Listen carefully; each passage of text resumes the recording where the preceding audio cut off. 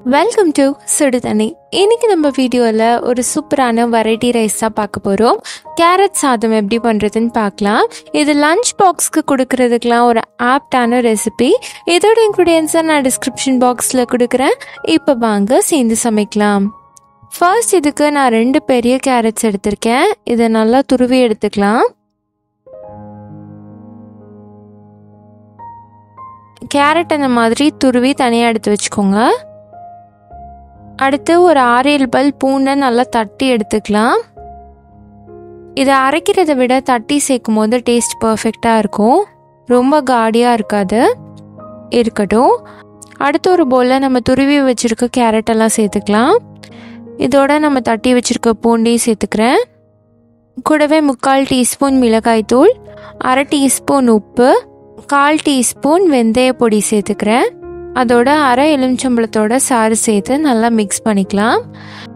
வெந்தய பொடிக்கு 1 டீஸ்பூன் வெந்தயத்தை வறுத்துட்டு அரைச்சி எடுத்திருக்கேன்.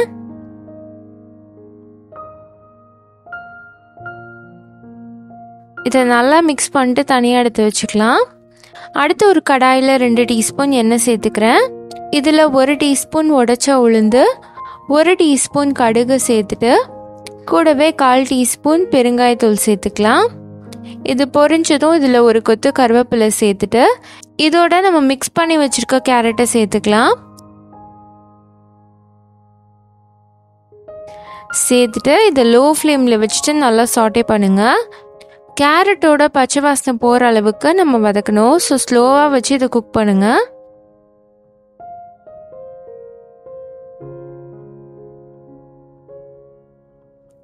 ஒரு 10 to 15 மினிட்ஸ் ஸ்லோ ஃப்ளேம்லேயே குக் பண்ணிங்கன்னா இது நல்லா ரெடி ஆகிடும். இப்போ இதில் நம்ம வேக வச்சு ஆற வச்சுருக்க சாதத்தை சேர்த்துடலாம். ரொம்ப சூடான சாதமாக சேர்த்திங்கன்னா சாதம் மிக்ஸ் பண்ணும் போது உடஞ்சி போயிடும். ஸோ வெரைட்டி ரைஸ்க்குன்னு நம்ம ஆற வச்சுருப்போம்ல, அந்த மாதிரி சாதமாக யூஸ் பண்ணிக்கோங்க. இதோட 1 டீஸ்பூன் நெய் சேர்த்துக்கிறேன்.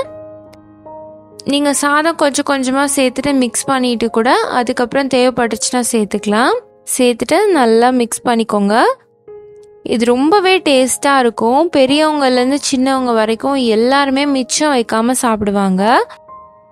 ரொம்ப டிஃப்ரெண்ட்டான ஒரு ரெசிபி, ரொம்ப ஹெல்த்தியும் கூட.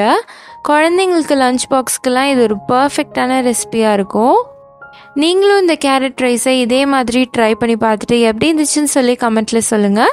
இந்த வீடியோ உங்களுக்கு பிடிச்சிருந்தா லைக் பண்ணுங்கள். சுடு தண்ணி சேனலை சப்ஸ்கிரைப் பண்ணுங்கள். தேங்க்யூ.